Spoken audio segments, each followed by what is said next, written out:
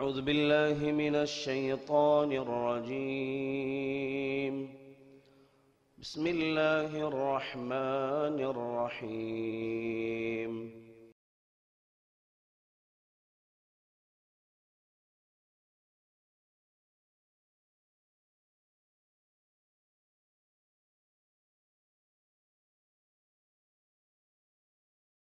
السلام عليكم ورحمة الله وبركاته. الحمد لله والصلاة والسلام على رسول الله وعلى آله وأصحابه أجمعين، أما بعد، فإن أصدق الحديث كتاب الله، وخير الهدي هدي محمد صلى الله عليه وسلم، وشر الأمور محدثاتها، وكل محدثة بدعة، وكل بدعة ضلالة، وكل ضلالة في النار. فأعوذ بالله من الشيطان الرجيم. بسم الله الرحمن الرحيم.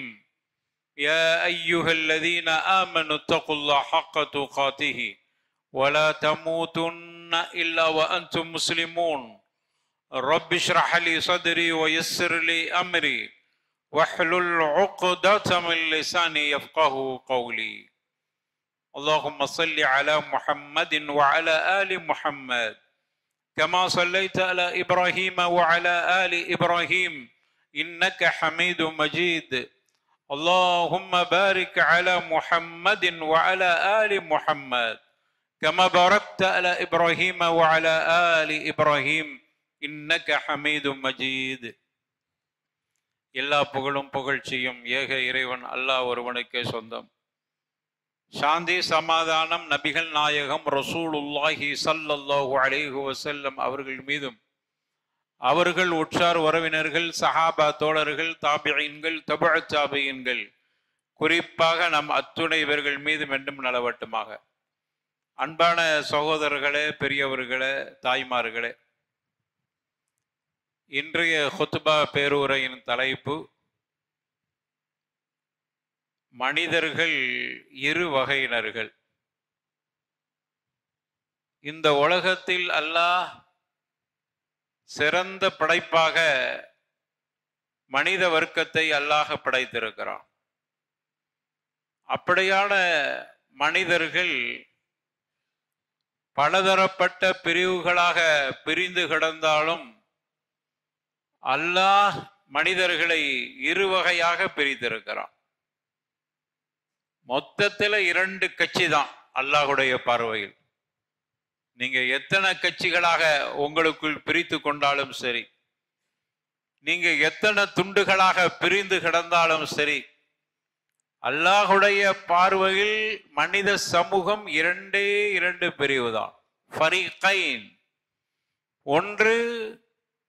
ஒரு பிரிவு சயீத், மற்றொரு பிரிவு ஷகீ.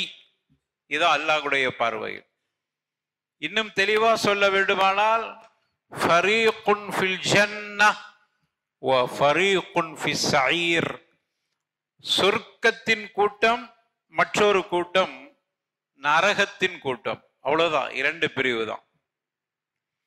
ஒன்று சயீத், நற்பாக்கியம் பெற்றவர்கள், மற்றொன்று ஷகீ, துர்பாக்கியம் பெற்றவர்கள். நற்பாக்கியம் பெற்றவர்கள், துர்பாக்கியம் பெற்றவர்கள் என்று 2 பிரிவை தவிர வேறு எந்த பிரிவும் அல்லாஹ்வுடைய பார்வையில் இல்லை. எப்பொழுது இது தீர்மானிக்கப்படுகிறது? ஒரு மனிதன் நற்பாக்கியம் பெற்றவன் அல்லது துர்பாக்கியம் பெற்றவன் எப்பொழுது தீர்மானிக்கப்படுகிறது என்பதையும் நமக்கு மார்க்கம் சொல்லி காட்டுகிறது. அல்லாஹ்வுடைய தூதர் ரசூலுல்லாஹி ஸல்லல்லாஹு அலைஹி வஸல்லம் அவர்கள் குறிப்பிட்ட செய்தி, அனஸ் இப்னு மாலிக் ரலியல்லாஹு அன்ஹு வர்லா அவர்கள் அறிவிக்கக்கூடிய செய்தி ஸஹீஹுல் புகாரியிலே பதிவு செய்யப்பட்டிருக்கின்றது. இன்னல்லாஹ வக்கல ஃபீ ரஹிமி மலக்கன். அல்லாஹ் ரப்பல் ஆலமீன் கர்ப்பப்பையில ஒரு மலக்கை நியமித்து விடுகிறான், பொறுப்பாளியாக ஆக்கி விடுகிறான். ஒரு பெண் திருமணமாகிவிட்டால் அவள் கருவுறுகிற பொழுது அல்லாஹ் கர்ப்பப்பையில ஒரு மலக்கை நியமித்து விடுகிறான். அந்த மலக்கு சொல்லுகிறார், யா ரப்பி நுத்ஃபா, திருமணம் ஆயிற்று, கணவன் மனைவி சேர்ந்து கொண்டார்கள். அதற்கு பிறகு அவளுடைய கர்ப்பப்பையில் நுத்ஃபா என்கிற விந்து உள்ளே செல்கிறது. அப்பொழுது இந்த மலக்கு அல்லாஹ் கிட்ட சொல்றார், யா ரப்பி நுத்ஃபா, விந்து உள்ளே நுழைந்து விட்டது அல்லாஹ் என்று அந்த மலக்கு சொல்கிறார். அடுத்து அந்த இன்னும் கொஞ்சம் காலம் கழித்து அந்த மலக்கு சொல்கிறார், மலக்கு நியமிக்கப்பட்டிருக்கிறார். மலக்கு சொல்கிறார், யா ரப்பி அலகா, தொங்கும் கருவாக இருக்கிறது, அட்டைப்பூச்சி மாதிரி ஒட்டி கொண்டு இருக்கிறது என்று அல்லாஹ்வுக்கு தகவலை தெரிவிக்கிறார். அல்லாஹ் தெரிந்து கொண்டே இந்த மலக்குகள்கிட்ட இருந்து ரிப்போர்ட்டை வாங்கிட்டு இருக்கிறான். அதுக்கு பிறகு கொஞ்ச நாள் கழித்து யா ரப் முதுகா, அந்த ஒட்டி கொண்டிருந்த அட்டைப்பூச்சி இப்பொழுது சதை துண்டாக மாறிவிட்டது. இதற்கு பிறகுதான் அடுத்த வேலை இருக்கிறது.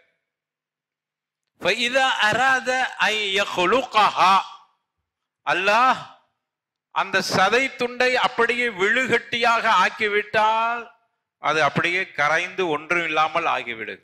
அதுக்கு அரபில சிக்கொத்து என்று சொல்வார். ஒலவுபி சிக்கொத்து.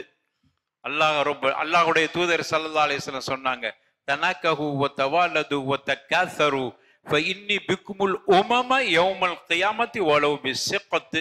நாளை மறுமையில உங்களுடைய கர்ப்பப்பையிலிருந்து சதை துண்டாக அது குழந்தையாக பிறக்காமல் விழுகட்டியாக ஆகிவிட்டால் அதுவையும் பார்த்து நான் மகிழ்ச்சி அடைகிறேன் ரசூலுல்லாஹ் சொல்றாங்க. அதுவும் எனது உம்மத்தில் ஒரு விழுகட்டியாக பார்க்கப்படுகிறது.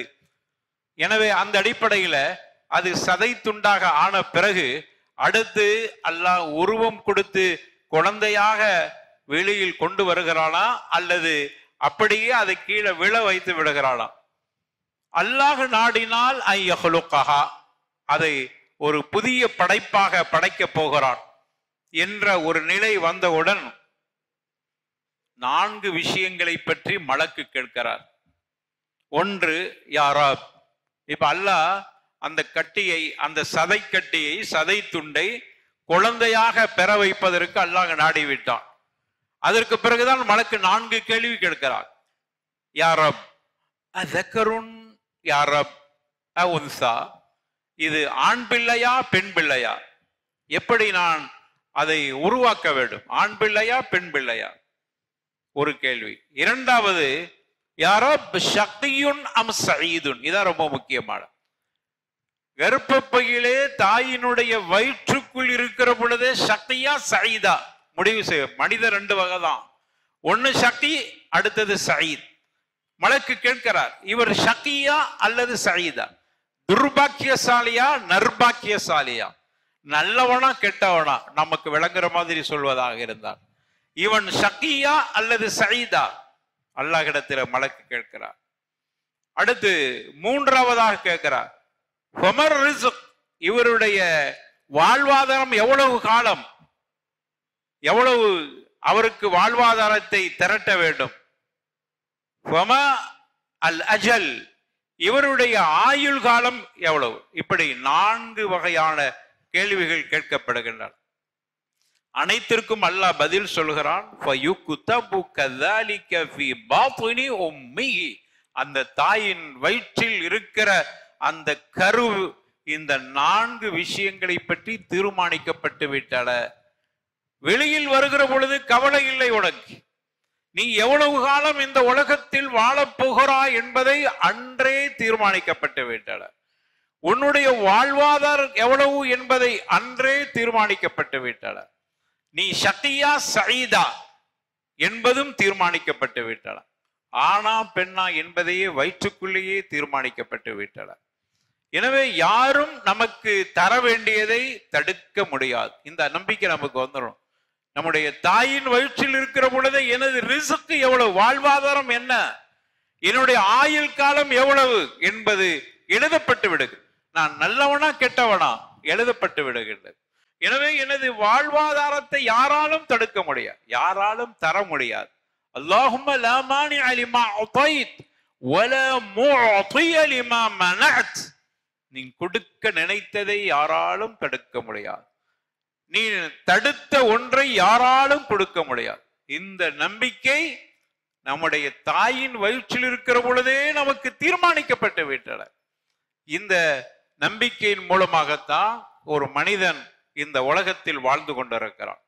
எனவே அந்த மனிதன் நல்லவனா கெட்டவனா, சயீதா ஷகியா என்பது தீர்மானிக்கப்பட்டு விட்டது. எனவே ஒரு மனிதன் இந்த உலகத்தில் வாழுகிற பொழுது அவன் சயீதாக வாழ வேண்டும், அவன் நற்பாக்கியமுடையவனாகவே வாழ வேண்டும். நற்பாக்கியம்டா என்ன? அதிகம் பொருளாதாரம் இருப்பது நற்பாக்கியமா? நிறைய செல்வங்கள் வழங்கப்பட்டிருக்கிறது ஒரு மனிதனுக்கு, அதுவே நற்பாக்கியம் என்று நம்மில் பலர் எண்ணிக்கொண்டிருக்கிறோம். இல்லை. அப்படியானால் காரூன் எங்கே சென்றான்? அதிகம் சொத்துக்களும் மிகப்பெரிய வசதி வாய்ப்புகளும் எல்லா வகையான இன்பங்களும் உலகத்தில் கொடுக்கப்பட்ட காரூன் எங்கே? அவன் உலகத்தினுடைய சாதத்து வழங்கப்பட்டவன், உலகத்தில அவன் சயீதாக வாழ்ந்திருக்கிறான். அவ்வளவு பெரிய பாக்கியம் அவனுக்கு கொடுக்கப்பட்டிருக்கிறது. இந்த பாக்கியங்கள் தான் நமக்கு நிரந்தரம் என்று இருக்குமானால் காரூன் எங்கே சென்றார்? அல்லாஹ் பதில் சொல்கிறான், ஃபஹஸப்னா பிஹி வபிதாரிஹில் அர்த. அவனையும் அவனுடைய வீட்டையும் அவன் குடியிருந்த பகுதியையும் அப்படியே பூமிக்கு அழுத்தி இழுத்து கொண்டோம் என்று அல்லாஹ் ரப்பல் ஆலமீன் சொல்கிறான். அப்படி இழுத்து கொண்டுகிற பொழுது காரூனை சுற்றி இருந்தவர்கள், அவனுக்கென்று ஒரு பெரும் கூட்டம் இருந்தது. பொருளாதாரம் இருக்கிற பொழுது அவர்களுக்கென்று ஒரு பெரும் கூட்டம் இருக்கத்தானே செய்யும். அந்த கூட்டம் அவன் சொல்வதையெல்லாம் கேட்கிற, கட்டுப்படுகிற, இன்னும் கொச்சையாக சொல்ல வேண்டுமானால் அடிமை கூட்டம் அவனிடத்திலே எப்பொழுதும் ஒரு கூட்டம் இருந்து கொண்டே இருந்தது.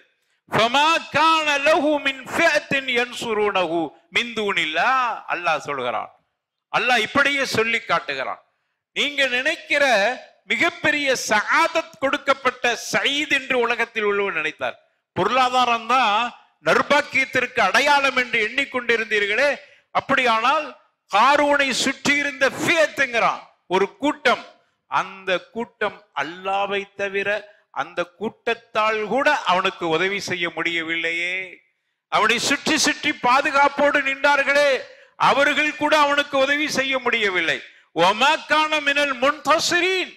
அவன் மற்றவர்களை பாதுகாப்பதாக சொல்லிக் கொண்டிருந்தானே, தன்னை கூட பாதுகாக்க முடியாமல் பூமிக்கு அழுத்தப்பட்டு விட்டான். ஹஸஃப்னாங்கிறான் அல்லாஹ்.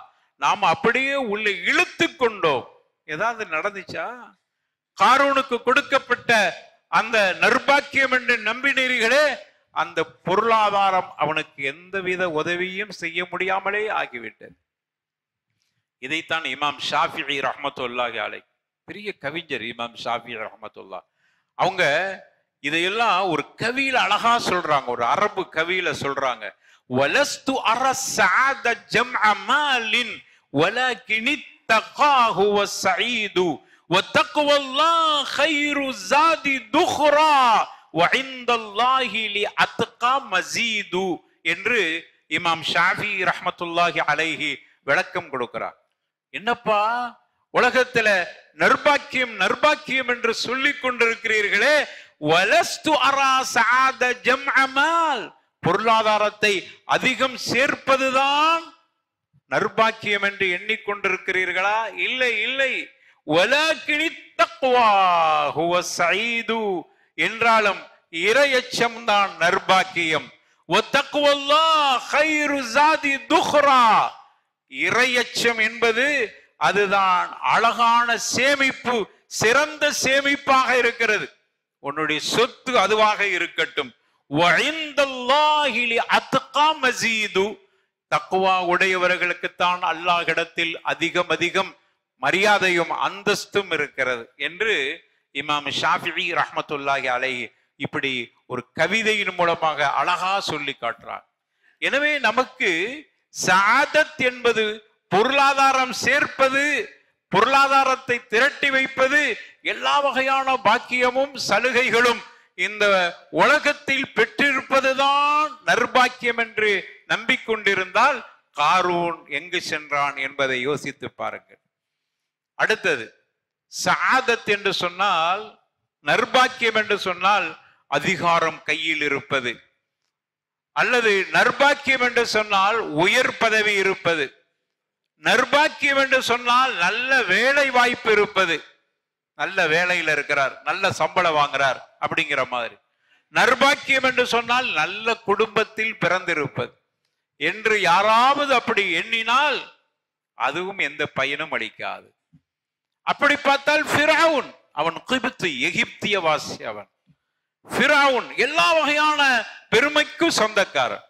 அவன்கிட்ட ஆட்சி அதிகாரம் கையில் இருந்தது, அவன் உயர் பதவியில் இருந்தான், பொருளாதாரத்தில் மிக உயர்ந்த இடத்தில் இருந்தான், நல்ல குடும்பத்தை சார்ந்தவன். அவன் யாரு தெரியுமா? கிப்தி, மிஸ்ர் நாட்டை சார்ந்த மண்ணின் மைந்தன். அவன் அன்றைய காலத்தில் இஸ்ரவேலர்களை அடிமைப்படுத்துகிற அதிகாரத்தில் இருந்தான், அனைத்து உரிமைகளையும் பெற்றவனாக இருந்தான். கிப்தின்னா அதுக்கு ஒரு தனி மரியாதை. எகிப்திய நாகரீகம், எகிப்திய நாகரீகம் என்பது அவ்வளவு தூரத்துக்கு மரியாதைக்குரியது. அவ்வளவு சிந்தனைவாதிகள் இருந்த அந்த குடும்பத்தை சார்ந்தவர் தன்னை கிப்தி என்று பெருமையாக சொல்லிக் கொள்வான். ஆக இவைகள் ஏதாகிலும் பயனளித்ததா? எங்க அந்த ஃபிரவுன் எங்கு சென்றான்? எனவே யாராகிலும் அதிகாரமோ அல்லது உயர் பதவியோ உயர்ந்த சம்பளம் பெறுவதோ வேலை வாய்ப்பிலே அல்லது நல்ல குடும்பத்தில் பிறந்திருப்பதோ நான் பெற்ற மிகப்பெரிய பாக்கியம் என்று யாராவது கருதினால் ஃபிரவுனை கொஞ்சம் யோசித்து பாருங்கள். அவன் எங்கு சென்றான்? எதுமில்லாமல் ஆகிவிட்டான். அல்லாஹ் குர்ஆன்ல சொல்றான், அன ரப்புக்குமுல் அலா. ஃபிரவுன் இப்படி சொல்லிக் கொண்டிருந்தான், நான் தான் உங்களில் உயர்ந்த இறைவனாக இருக்கிறேன் என்று சொல்லிக் கொண்டிருந்தான்.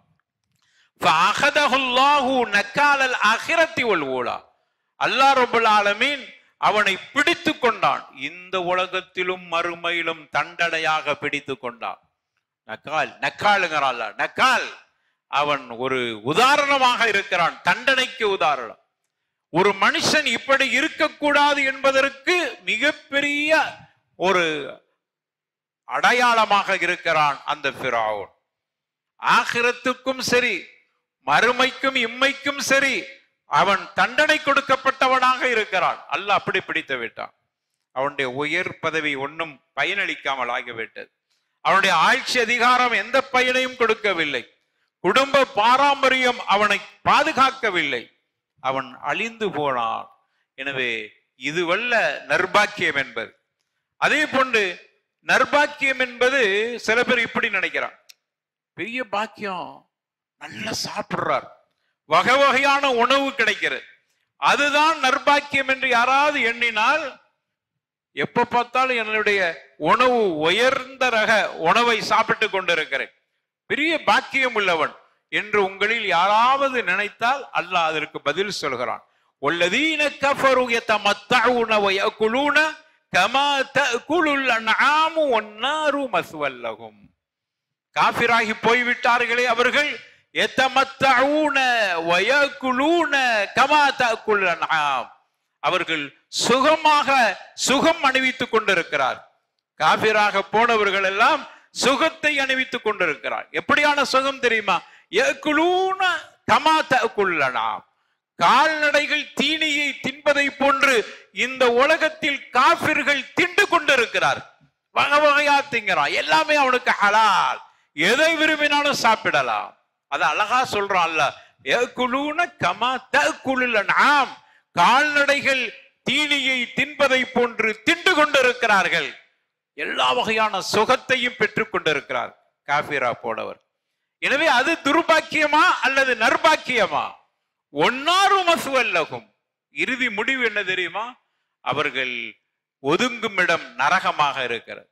எனவே வகை வகையான உணவுகள் கூட இந்த உலகத்தில் காஃபிர்களும் திண்டு கொண்டிருக்கிறார்கள். எனவே அதுவல்ல நர்பாக்கியம் என்பது. எனவே நர்பாக்கியம் உடையவனாக இந்த உலகத்தில் வாழ வேண்டுமானால் கண்டிப்பா நர்பாக்கியம் உடையவனாக வாழ வேண்டும். நர்பாக்கியம் என்பது கன்சுன் அலீம் என்று சொல்வார். அது ஒரு உயர்ந்த ஒரு மகா பொக்கிஷம் அது.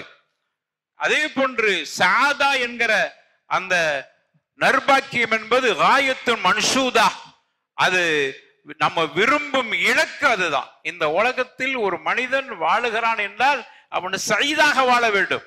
உலகத்திலும் சயீத், ஆகிரத்திலும் சயீத், கபரிலும் சயீத். எனவே யாரு நர்பாக்கியம் பெற்றவன் என்பதற்கு உலகத்தில் வகை வகையான உணவுகளோ, உயர் பதவிகளோ, நல்ல குடும்பத்தில் பிறந்திருப்பதோ, இப்படியான அம்சங்களை வைத்து முடிவு செய்ய முடியாது. எனவே ஒரு மனிதனுக்கு நர்பாக்கியம் என்பது ஈமான். யாருக்கு ஈமான் கிடைத்திருக்கிறதோ அவர் நர்பாக்கியம் பெற்று விட்டார். யாருக்கு சரியான கொள்கை இருக்கிறதோ அவர் நர்பாக்கியம் பெற்று விட்டார். யாரு நல்ல அமல்களில் ஈடுபடுகிறாரோ அவர் நர்பாக்கியம் பெற்று விட்டார். இரண்டு பிரிவுதான், சயீது அல்லது ஷகி. நர்பாக்கியம் உடையவராக நீங்கள் இருக்க வேண்டுமானால் உங்களுடைய ஈமான் வலிமையாக இருக்க வேண்டும். அல்லாஹ் பார்ப்பது ஈமானை, அல்லாஹ் பார்ப்பது நம்முடைய கல்வை பார்க்கிறான். இன்னல்லாஹ லா யன்துரு இலா சுவரிக்கும், இன்னல்லாஹ லா யன்துரு இலா சுவரிக்கும் வ அஜ்சாமிக்கும். உங்களுடைய உடல் அமைப்பையோ உங்களுடைய ஆடையையோ அல்லாஹ் பார்ப்பது இல்லை, வெளி தோற்றத்தையோ பார்ப்பது இல்லை. வலாக்கின் யன்துரு இலா குலூபிக்கும், உங்களுடைய இதயத்தை அல்லாஹ் பார்க்கிறான்.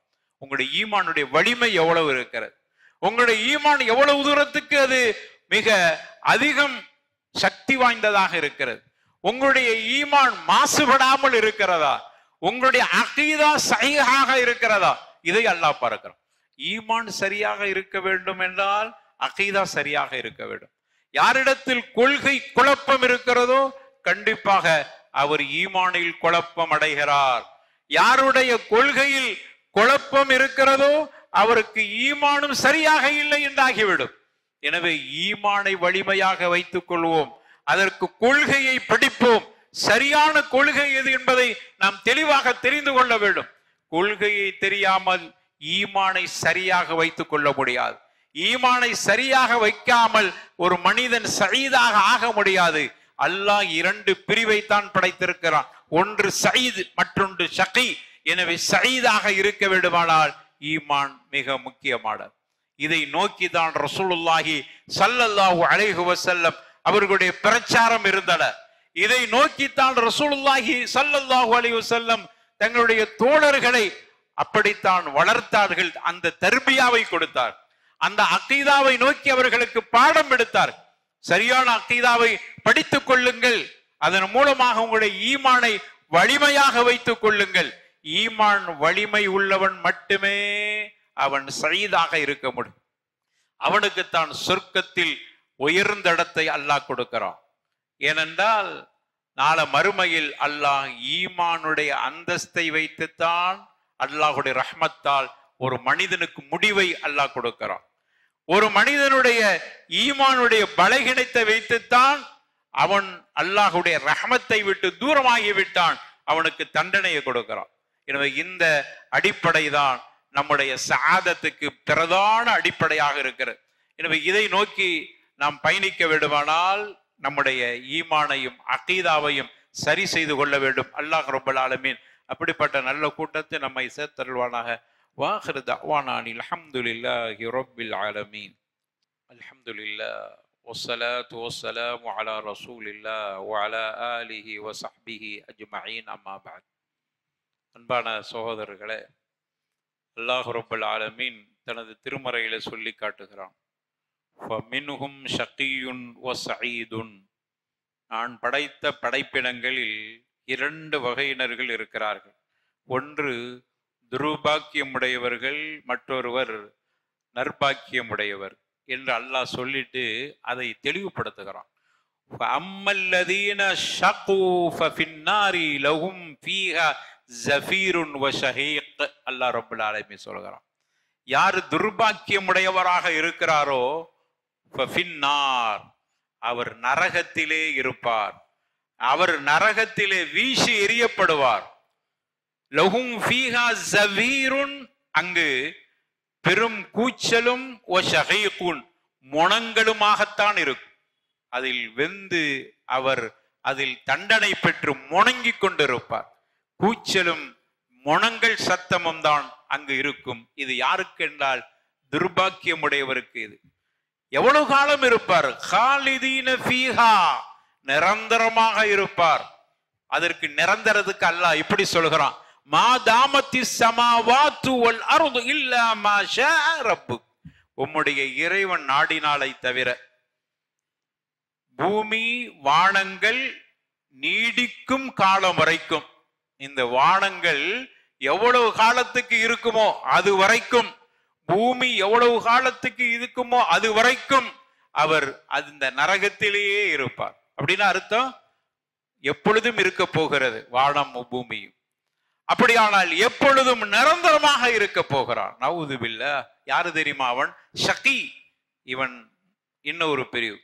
அடுத்த பிரிவு இருக்கிறான், அவனை பற்றி அல்லாஹ் சொல்லுகிறான், வஅம்மல்லதீன சுஇது ஃபஃபில் ஜன்னதி காலிதீன ஃபீஹா. அதே போன்று அதில் நர்பாக்கியம் பெற்றவர் இருக்கிறார். அந்த நர்பாக்கியம் பெற்றவர் எப்படி வருகிறார் தெரியுமா? ஈமான் சலாமத்தோடு வருகிறார். ஈமான்ல எந்தவித மாசுபடவில்லை, ஈமான்ல களங்கம் கற்பிக்கப்படவில்லை, ஈமான் பழுதானதாக இல்லை, அமலோடு வருகிறார். அல்லாஹ்வுடைய ரஹ்மத்துக்கு சொந்தக்காரராக மாறிவிட்டார். எனவே ஃபஃபில் ஜன்னஹ், அவர் சொர்க்கத்திலே நிரந்தரமாக, காலிதீன ஃபீஹா, நிரந்தரமாயிருப்பார். எவ்வளவு காலம் தெரியுமா? மாதாமத்து ஸமாவாத்து வல் அர்து இல்லா மா ஷாஅ ரப்புக். உம்முடைய இறைவன் நாடினாலே தவிர வானங்கள் பூமி எவ்வளவு காலம் நீடிக்குமோ அத்துணை காலம் அவர் சொர்க்கத்திலே இருப்பார். காரணம் அவர் சயீத், அவர் காரணம் ஈமான் சலாமத்து உள்ளவர், அவர் அமலு சாலிஹா அவரிடத்தில் இருக்கிறது. எனவே நிரந்தரமாக இருப்பார். அதை பற்றி அல்லாஹ் சொல்லுகிற பொழுது அத்தான் கைர மஜ்தூத் என்று அல்லாஹ் ரப்பல் ஆலமீன் சொல்றான். அத்தாங்கிறான், அல்லாஹ் புறத்திலிருந்து கொடுக்கப்பட்ட அத்தா, கிஃப்ட், அல்லாஹ் புறத்திலிருந்து கொடுக்கப்பட்ட மிகப்பெரிய நன்கொடை. கைர மஜ்தூத், முடிவில்லாத நன்கொடை அல்லாஹ் அவனுக்கு கொடுக்கிறான். காரணம் அவர் சயீதாக இருந்தார். எனவே நாம் ஆசைப்பட வேண்டும், நான் சயீதாக இருக்க வேண்டும். என்னுடைய தாயின் வயிற்றில் மலக்குகள் எழுதின பொழுது என்னை சயீதாக எழுதியிருக்க வேண்டும். அப்படி எழுதியிருந்தா அத்தான் கைர மஜ்தூத், அது எந்த முடிவும் இல்லாத இறைவன் புறத்திலிருந்து கொடுக்கிற அத்தா, கொடையாக ஆகிவிடும் அந்த சொர்க்கம். அதற்கு பாக்கியம் உள்ளவர்களாக ஆக வேண்டும். அப்படியான ஒரு பாக்கியத்தை பற்றி தான் அல்லாஹ் இந்த வசனத்திலே சொல்லி தருகிறான். இன்னொரு வசனத்துல சொல்றான், ஃபஇம்மா யஅதியன்னக்கும் மின்னி ஹுதன், என்னுடைய நேர்வழி உங்களிடத்தில் திட்டமாக நிச்சயமாக வரும். அப்படி வருகிற பொழுது மனித்தபஅ ஹுதாய, எனது நேர்வழியை யார் பின்பற்றுகிறார்களோ, எனது நேர்வழி இது வந்து இதை யார் பின்பற்றுகிறார்களோ ஃபலா யதில்லு, அவன் வழிகேட ஆனாக ஆக மாட்டான், வழிகட்டவனா ஆக மாட்டான். வலா யஷ்கா, இங்கேயும் அல்லாஹ் சொல்றான் வலா யஷ்கா, துர்பாக்கியமுடையவனாகவும் ஆக மாட்டான். ஏன் தெரியுமா? என்னுடைய ஹுதாவை பின்பற்றுகிறான், நேர்வழியை பின்பற்றுகிறான். وَمَنْ أَعْرَضَ عَنْ ذِكْرِي فَإِنَّ لَهُ مَعِيشَةً ضَنْكًا.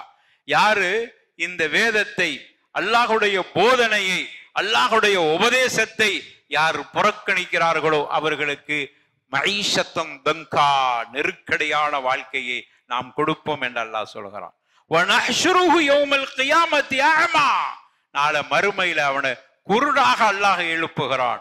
قَالَ لِمَ حَشَرْتَنِي أَعْمَى وَقَدْ كُنْتُ بَصِيرًا, நான் உலகத்தில் வாழுகிற பொழுது மிக தெளிவாக பார்க்கக்கூடியவனாக இருந்தனே, என்னை ஏன் அல்லாஹ் நீ குருடாக எழுப்பி விட்டா என்று அந்த பாவி, அந்த ஷக்கி கேட்கிறான்.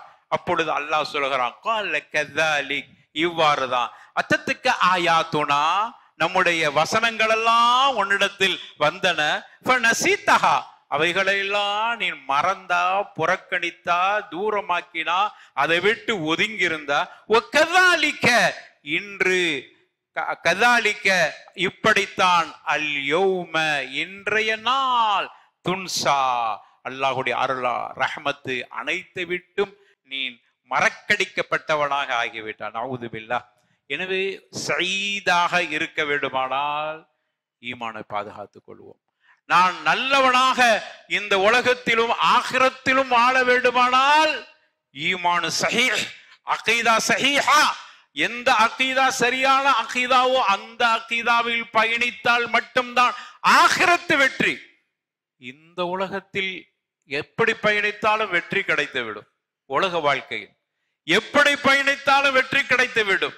அகீதாவை புறந்தள்ளி விட்டு நடந்தாலும் வெற்றி கிடைத்துவிடும். உயர் பதவிகள் கிடைத்துவிடும், உயர் அந்தஸ்துகள் கிடைத்துவிடும், பொருளாதாரம் அப்படியே கொட்டும். அதில் அதை வைத்து தீர்மானித்து விடாதீர்கள். அதை வைத்து தீர்மானிப்பதல்ல.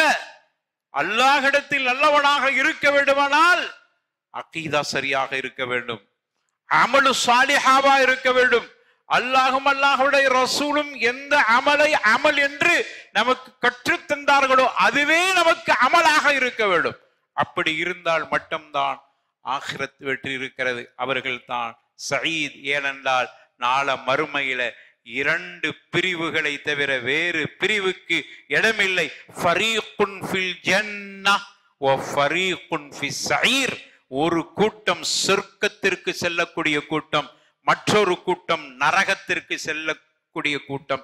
இன்னல் அப்ரார் லஃபீ நஈம் வ இன்னல் ஃபுஜார் லஃபீ ஜஹீம். அல்லாஹ் ரப்பல் ஆலமீன் ரெண்டையும் பிரித்துட்டான். யாரெல்லாம் நல்லவர்களோ அவர்களுக்கு நஈம் என்கிற சொர்க்கம் இருக்கிறது. யாரெல்லாம் தீயவனோ அவன் தான் ஷக்கி, அவன் தான் துர்பாக்கியம் உடையவன், அவனுக்கு லஃபீ ஜஹீம், அவனுக்கு நரகம் காத்திருக்கிறது.